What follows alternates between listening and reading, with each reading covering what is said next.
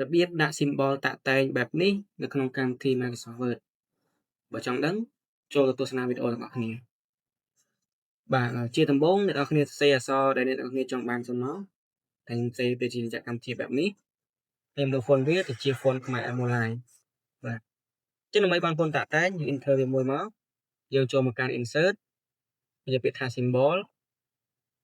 យកពាក្យថា more symbol ហើយត្រង់ left font កន្លែងយើងឃើញពាក្យថាតាក់តែងនេះរបស់យើង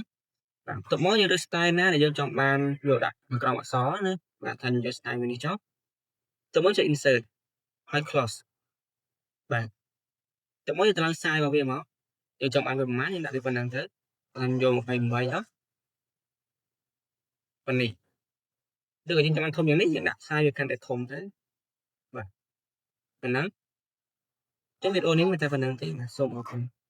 សម្រាប់បងប្អូនដែលចង់ចេះកុំព្យូទ័រកម្រិតដំបូងសៀវភៅនេះគឺស័ក្តិសមបំផុតសម្រាប់បងប្អូនទាំងអស់គ្នាចាប់អារម្មណ៍គ្មានពាក្យថាចង់រៀនឬឆាតចូលពេក